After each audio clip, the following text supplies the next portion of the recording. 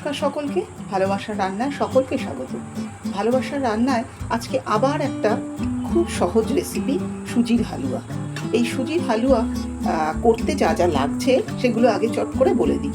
সুজি লাগছে, আমি এখানে 1 মুঠো চীনা বাদাম নিয়েছি ভাজা, এটা আমি গ্রাইন্ড করে দিয়ে দেবো। ঘি লাগছে, চিনি লাগছে, চিনির বদলে কেউ মনে করলে মিছরি ব্যবহার করতে পারেন, অনেকে গুঁড়েও এটা করেন। এছাড়া লাগছে দুধ লাগছে। এই দুধটাও কিন্তু অপশনাল, যারা দুধ না খান বা দিতে না চান দুধ দেবেন না, তাতেও হবে।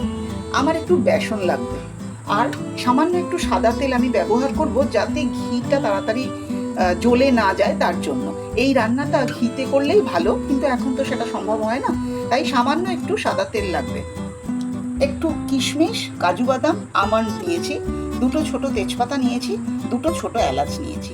কিন্তু এই কিশমিশ, কাজু বাদাম, আমন্ড এগুলো কিন্তু অপশনাল, এগুলো আপনাদের কাছে অ্যাভেলেবেল হলে বা পছন্দ করলে তবেই দেবেন, এটা ছাড়াও কিন্তু এটা খুবই সুন্দর খেতে। চলুন শুরু করি এই সুজির হালুয়া। প্রথমে এই চীনা বাদামগুলো আমি একটু গুঁড়ো করে নেব। এবার আমরা সুজির হালুয়াটা তৈরি করি।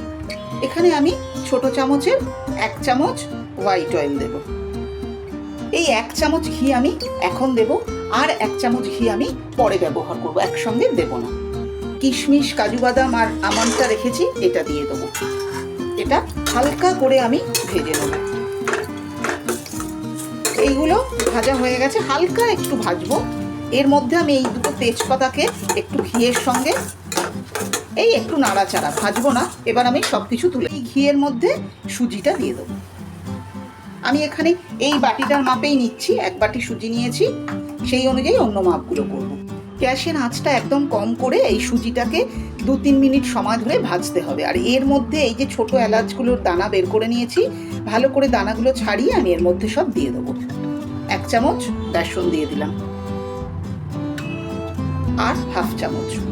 এই বেসনটা এই ঘি দিয়ে সুজিটার সাথে ভাজা হবে। দেখছো এই সুজির রংটা অনেকটা পাল্টে যাচ্ছে, গ্যাসটা কমিয়েই ভাজতে হবে।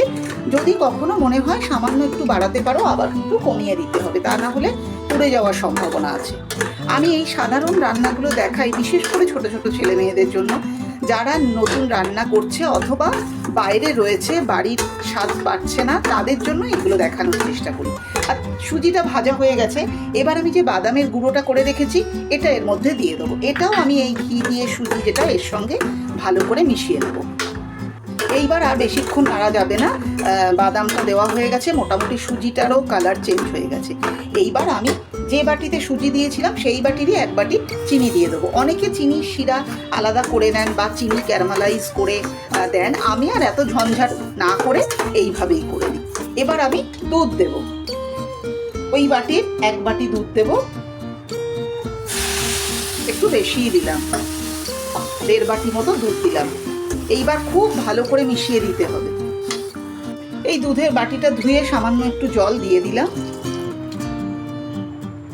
আর এই যে এখানে ভাজা সবকিছু রয়েছে এটাও এর মধ্যে মিশিয়ে দিলাম। গ্যাসটা কিন্তু কম থাকবে। এবার সুজিটাকে সেদ্ধ হতে দিতে হবে।